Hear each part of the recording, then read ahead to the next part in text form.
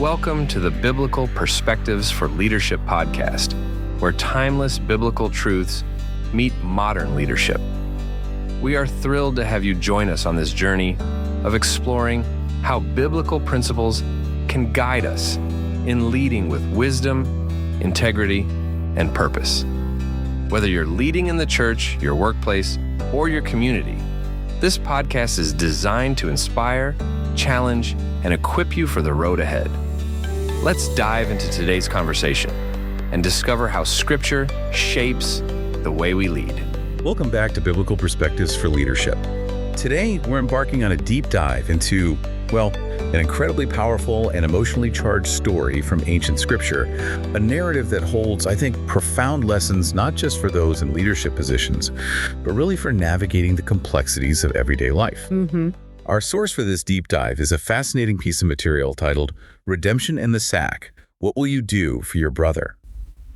And it plunges us straight into Genesis chapter 44, a pivotal, really dramatic moment in the long saga of Joseph and his brothers. Yeah, and this isn't just about, understanding a historical narrative. It's a journey through mounting tension, raw emotion, and a final critical test. A test. A test designed to reveal what's truly inside, not just inside a literal sack, but inside the hearts, the character of these men, and what that means for us today. Right. So we're going to unpack the elements that create this high-stakes scenario. Yeah. You got a hidden silver cup, a very cunningly false accusation, and then the unexpected emergence of a brother who, this time, refuses to walk away. Exactly. And as our source material reveals so well, redemption isn't always some grand, loud declaration. Sometimes, maybe often, it comes through quiet integrity, through selfless leadership, and through just a profound willingness to stand in the gap for someone else. That stand in the gap idea is key. Absolutely. And the central question we'll grapple with for you today is deeply practical, I think, and resonates far beyond this ancient story. What do you do when someone you care about, or maybe someone you're responsible for, has their future hanging precariously in the balance? Yeah. We'll observe how one unexpected act of courage can change absolutely everything, and how that challenging path to reconciliation so often begins with a quiet yet powerful sacrifice. So let's dive in. Let's unpack this, starting right at the beginning of Joseph's elaborate instructions to his steward. Genesis chapter 44. Verse 1 and verse 2. Joseph gives this very specific, almost shocking command. He tells his steward to fill their sacks with food and return each man's money. Okay, sounds good. But then, critically, place Joseph's own silver cup in Benjamin's sack along with his money. It's an incredibly precise setup, isn't it? It absolutely is. A very deliberate setup. And what's fascinating here is the symbolism of that silver cup itself. Yeah, tell us about that. Well, it wasn't just, a simple drinking vessel. Our material highlights that it was specifically associated with divination. Divination. Right. Like fortune telling. Sort of, yeah. Yeah. A practice of foretelling the future, maybe through interpreting omens or signs using the cup.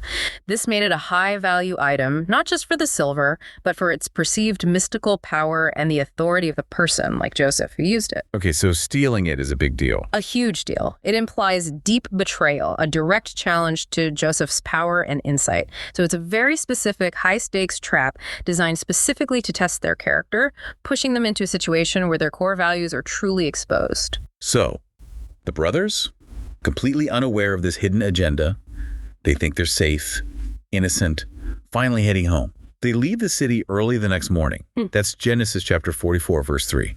They have absolutely no idea what's about to hit them. None at all. And then the chase begins. In Genesis chapter 44, verse 4 and verse 5, Joseph sends his steward right after them. Right. And the accusation, when it comes, is incredibly sharp. Why have you repaid evil for good? Is this not the cup my master drinks from and uses for divination? You have done a wicked thing. Wow. Direct. Very direct. It highlights their supposed ingratitude and specifically accuses them of stealing this powerful, unique item, raising the gravity of the offense significantly. It makes you wonder, doesn't it? How might we respond when faced with a sudden, grave accusation like that, especially when we believe ourselves innocent? That's a tough question. It's a true test of composure and conviction, crucial for anyone navigating conflict, whether you're in a leadership role or just in everyday relationships. So the steward delivers this message, Genesis chapter 44, verse 6 and verse 7, and you can just imagine the brothers are floored, completely shocked. Understandably. Their immediate reaction. utter disbelief, insisting they would never, ever do such a thing. And what's their very first defense? It's interesting. In Genesis chapter 44, verse 8, they immediately appeal to their track record. Such past actions. Exactly. They point out, didn't we just bring back the money we found from our last visit right there in the mouth of our sacks? Why on earth would we then steal silver or gold from your master's house? It's logical. It is a logical argument. Why steal now if they were honest before? But it also shows how, even with a strong history of integrity, you can still find yourself in a situation where your past actions are under intense scrutiny and you have to defend your character all over again. And that confidence, maybe overconfidence, born from their belief in their own innocence, it leads to a really rash oath, doesn't it? Oh, yeah. Genesis chapter 44, verse 9. They boldly declare, "If it is found with any of us, let him die, and we also will become my Lord's slaves." Wow. That's extreme, impulsive, isn't it? Yeah. They're so sure of themselves. It is extreme, and it reveals a lot about their state of mind, maybe panic setting in. But what's really interesting is the steward's modified proposal in Genesis chapter 44, verse 10. He says, "Okay, let it be as you say. He with whom it is found shall be my slave, and the rest of you shall be innocent." He changes the terms. He does. And if we connect this to the bigger picture, the story's arc, it sets up an incredibly ironic mirror to their past. How so? Well, years ago, these very brothers sold Joseph into slavery, remember? They left him behind while they went free. Right. This moment becomes a profound test. Have they truly changed, or will they revert? Will they repeat their past abandonment of a brother? It really makes you reflect. When put to the test, do we fall back into old, comfortable, maybe destructive patterns, or do we demonstrate genuine growth and transformation? Especially when the stakes feel personal. That's a powerful question for leadership and life. Okay, so the search begins then. Genesis chapter 44, verse 11 and verse 12. Their sacks are searched methodically, from the oldest brother all the way down to the youngest. You can feel the tension build. Absolutely, moment by moment. And then the cup is found. In Benjamin's sack, the youngest, the one their father Jacob cherished, the one they swore to protect. Devastating. I can only imagine the sheer shock, the utter disbelief in that moment. How does a group of men who just declare their absolute innocence possibly react to that? Yeah, that moment must have been gut-wrenching. What's truly fascinating here, though, is the brothers' immediate response. It's right there in Genesis chapter 44, verse 13. They don't just argue or point fingers. What do? They tear their clothes, a profound sign of deep grief and distress in that culture. But crucially, all of them reload their donkeys and return to the city. Not just Benjamin, all of them. All of them go back. They don't just send Benjamin. No. This shows a powerful, almost immediate shift towards unity and transformation. Unlike the past, where they abandoned Joseph, here, the shared adversity, this false accusation, the immediate threat to Benjamin, it doesn't scatter them. It actually welds them together. Wow. This isn't just abstract team-building talk. It's about the profound way an unjust burden can, paradoxically, solidify a group's true allegiances.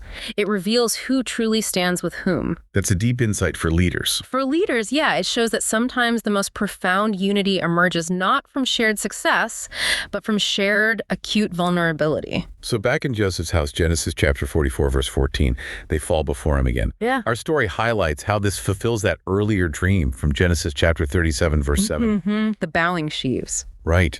Their repeated bowing isn't just prophecy coming true.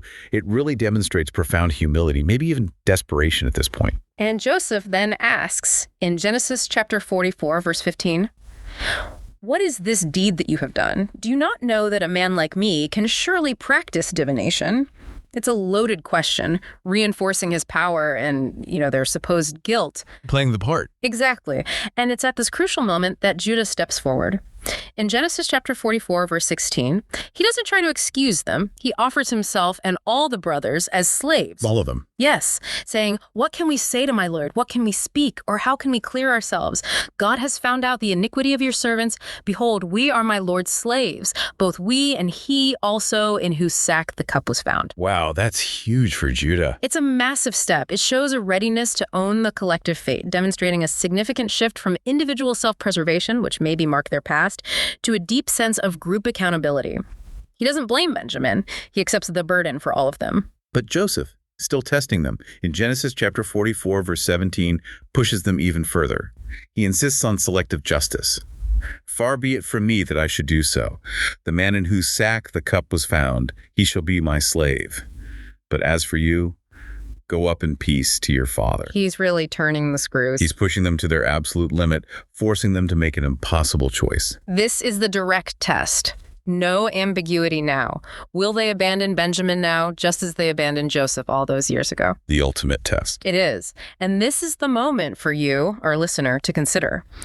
When leadership, or just life, demands a hard choice, when the stakes are personal and high, do you protect your own comfort, your own freedom, or do you stand by those you're responsible for, those who depend on you? This is where true character is forged. Not just for a CEO or a manager, but in every challenging moment in life when we have the opportunity to act selflessly rather than selfishly. So Genesis chapter 44, verse 18, Judah steps forward again. He requests to speak, "O my Lord, please let your servant speak a word in my Lord's ears, and let not your anger burn against your servant, for you are like Pharaoh himself." It's bold, but also deeply respectful. It is. And our material highlights this as a profound sign of maturity, significant growth since his earlier actions back in Genesis chapter 37. Yeah, he suggested selling Joseph then. Exactly. This isn't that same Judah. This is a man stepping up, taking responsibility. So what does he say?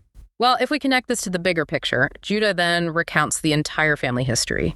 He details their father Jacob's deep love, his intense reluctance to even let Benjamin come on this trip. He explains right there in Genesis chapter 44, verse 19 through verse 29, the profound emotional weight and the incredible fragility of their aged father Jacob, who had already lost one beloved son, Joseph. He's painting a picture of the human cost. Precisely. He paints this vivid picture of the devastating impact Benjamin's loss would have, emphasizing that Jacob's very life is bound up in the boy. True leadership, you see, isn't just about making decisions based on facts and figures. It requires a deep understanding of the human cost, the emotional stakes for those you lead. It's about empathy. Empathy, exactly, not just efficiency. Judah is demonstrating an astonishing level of emotional intelligence here. He gets it. And then Judah's personal pledge, found in Genesis chapter 44, verse 30 through verse 32. It's truly heart-wrenching. It really is. He speaks of how the boy's loss would literally kill Jacob. He says, "When I come to your servant, my father, and the boy is not with us, since his life is bound up in the boy's life, when he sees that the boy is not with us, he will die." Wow, the directness. And then he reminds Joseph, or this powerful Egyptian official as he thinks, of his personal guarantee for Benjamin's safety, the solemn promise he made to his father. "For your servant became a pledge of safety for the boy to my father, saying, 'If I do not bring him back to you, then I shall bear the blame before my father all my days.'" He's laying absolutely everything on the line here, his own future, his standing with his father. Everything. And this, for me, is Judah's defining moment. It's the ultimate act of self-sacrifice, described powerfully in Genesis chapter 44, verse 33 and verse 34. He doesn't just plead for mercy, he offers himself in exchange for Benjamin. He offers himself as the slave. Yes. "Now, therefore, please let your servant remain instead of the boy as a slave to my lord, and let the boy go up with his brothers. For how can I go up to my father if the boy is not with me, lest I see the distress that would come upon my father?" That's incredible. It is the pivotal moment. Judah, once complicit in Joseph's betrayal, now offers his very life, his freedom for his younger brother. It demonstrates a profound, almost unimaginable transformation. A complete turnaround. Completely, moving entirely from self-interest to selfless intercession. And this is precisely what standing in the gap looks like in everyday life. Whether you're a leader in an organization, a family member, a friend, it's about prioritizing someone else's well-being above your own comfort, your own safety, or your own immediate future. It's sacrificial love in action. What an incredible deep dive into this Genesis chapter 44 story. Just amazing. We've witnessed how one man's decision, Judah's choice really, to stand in the gap for his brother became the absolute turning point for an entire family.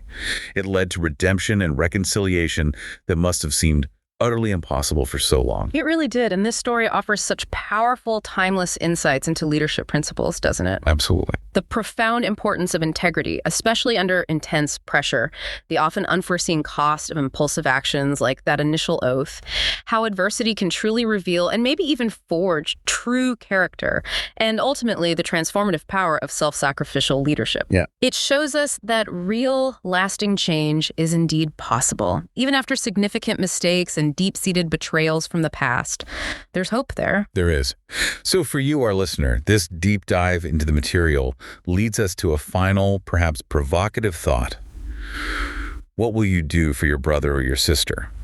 Metaphorically speaking, or perhaps literally. When the test inevitably comes, when someone you care about or someone you lead faces a crisis and their future hangs in the balance, will your character speak louder than your comfort?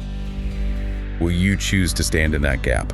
It's a challenging question. Remember, true leadership isn't just about a title or a position of power. It's really about the principles you live by, the choices you make, especially in the most challenging moments. Yeah.